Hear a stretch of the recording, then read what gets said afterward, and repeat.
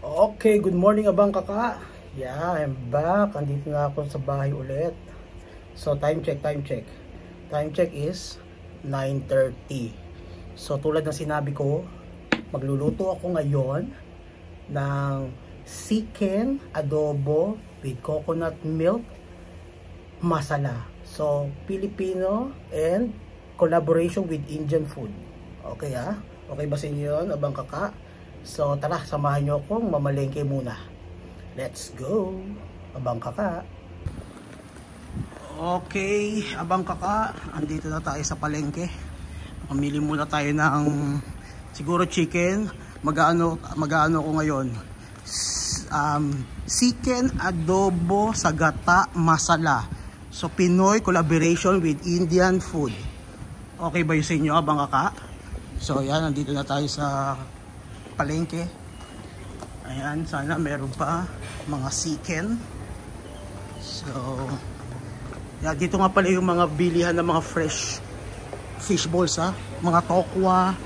So yan ha, yung mga yung tofu na kinakain ko, mga fresh yan ha. So yan ha. So dito siya mabibili ha. Pedok fish ball yan. So tara, ito yung ano, mga fish section. Ayan, may lapu-lapu, may maya-maya, may dalagang bukid, may trumpet. Yan. So ito pa rin ha. So tara, dito tayo sa chicken section. So ito pork section, mga pork. So dito tayo sa chicken kay brother. May suke. Ba ito eh, si suke. So brother, morning. Hello. This one. Yeah. Remove the skin, medium cut. Okay. And one of this quarter leg. One of it leg. Yeah. Chop. Remove skin also, medium chop. Okay. Okay, thank you, brother. Okay. One. Put together separate. Put together la. Thank you, brother. Okay, abang kaka, nakabili na tayo ng chicken. So ito mga midsection din, mga kambing. So bibili naman tayo ng gata ng coconut milk. Dito tayo bibili kay sister.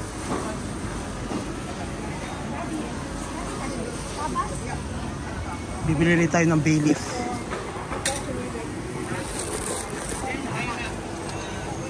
Yan, yun yung milk nila, coconut milk.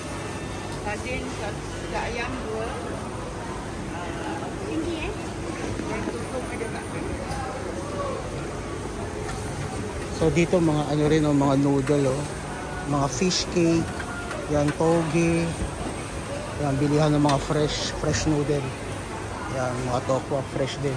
Yan dito ang section niya.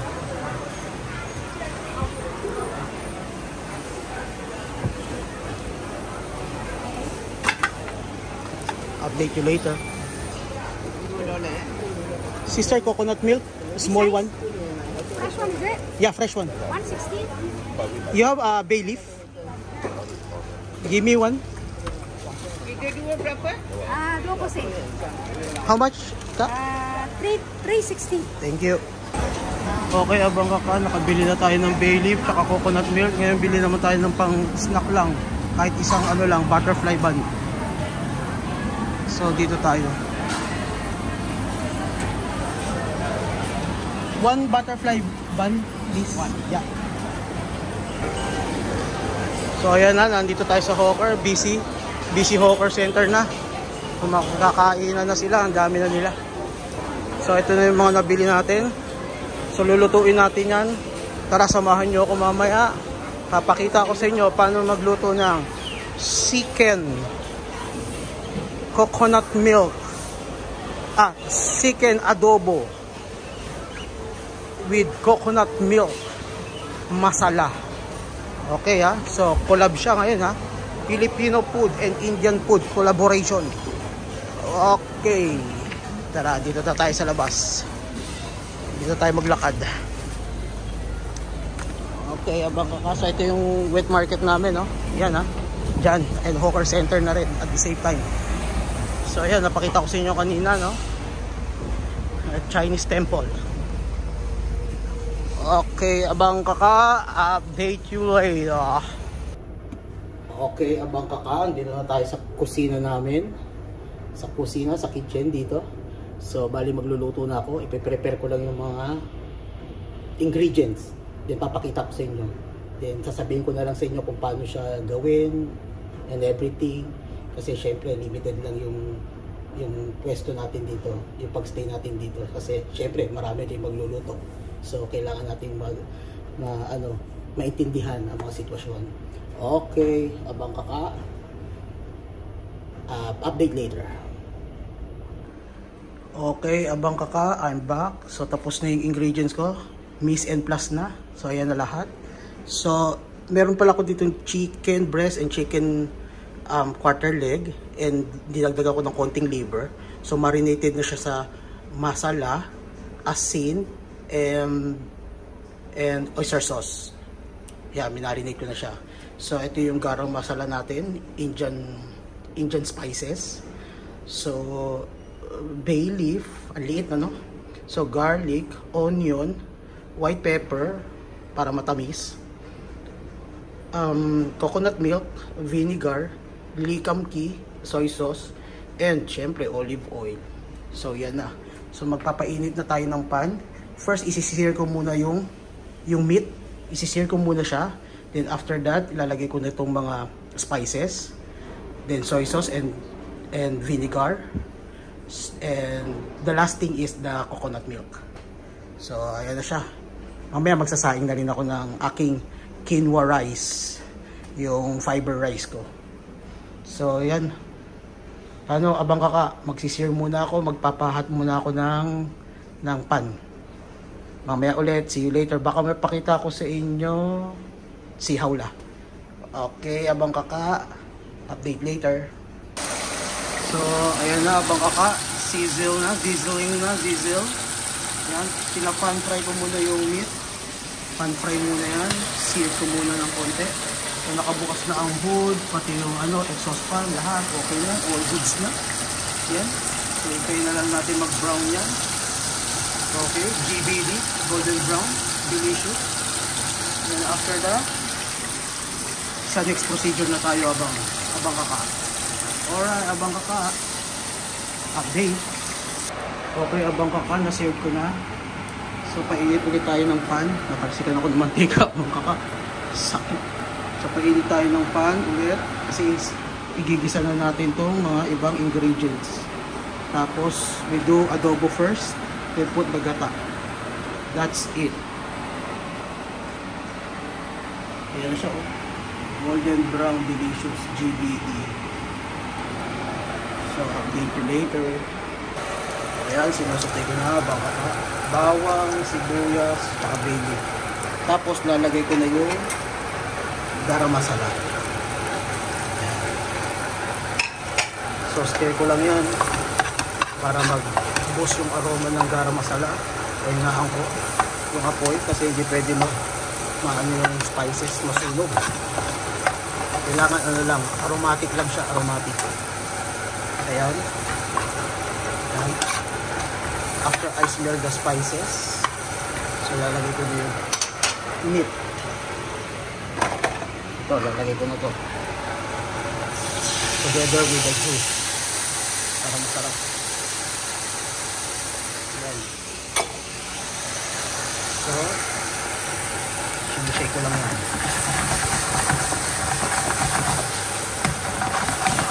Shake. Then stir.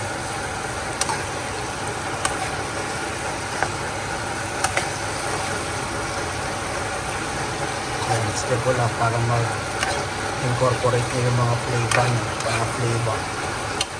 So, and then so mahina pa rin ang apoy yan, ha? Hindi tayo pwede masunugan, okay? So medium na natin, medium. Yan. And then lalagyan na natin yung soy sauce.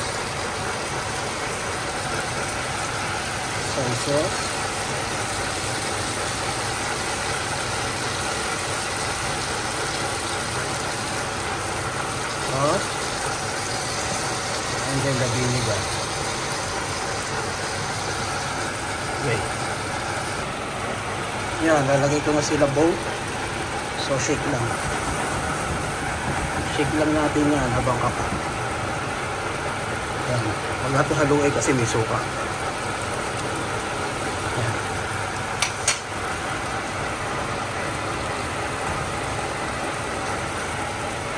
Maya-maya ang konti. Lalagay natin yung gata. So lagay si pepper. Ayan. Ayan. Boiling. Para hindi dumikit. Yan ang technique. Shake. Para hindi dumikit sa pan. Ang mga karne.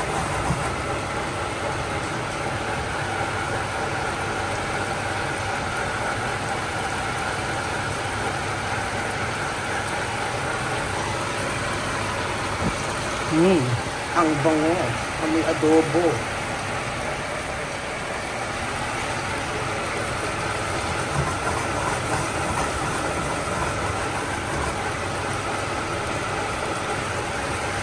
Yan.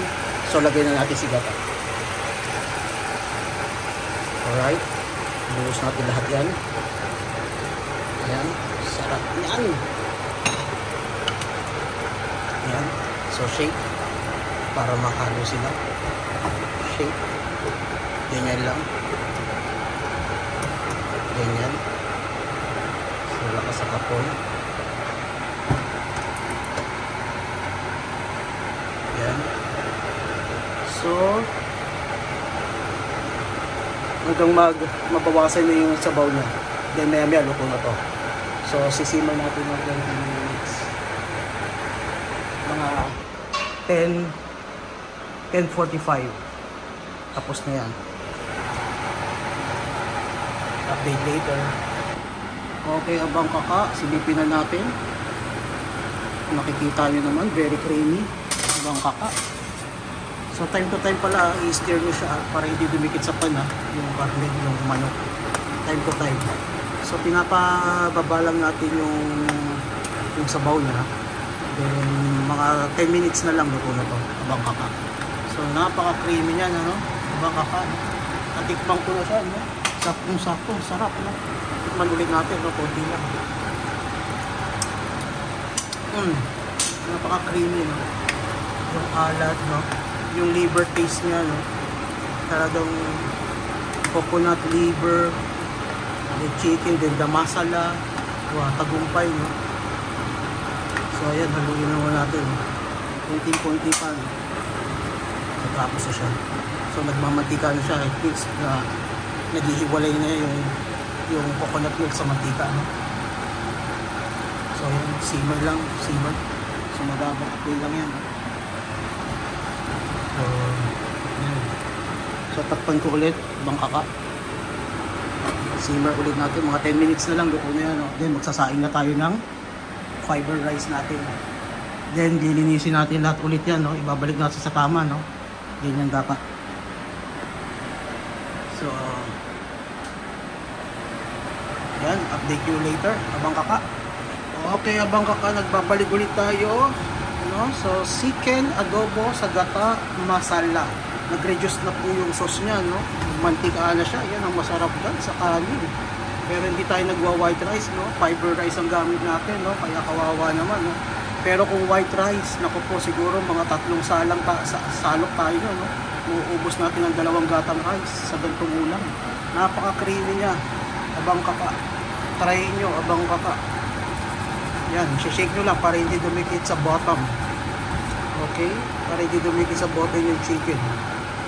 So, natikbang ko na. Na-check ko na yung meat kung tender na. Okay na lahat. So, yeah. So, maghuhugas muna tayo. Lilinisin muna natin to. I-off ko na itong gas. So, yan. Tingnan ulit natin, Napakaganda niya, Napaka-brownish kasi sinird ko siya, pinanseared ko siya, So brown yung yung chicken niya, yung meat niya, Tapos creamy pa. So saan ka pa, Abang kaka. So yan, I-ano ko lang.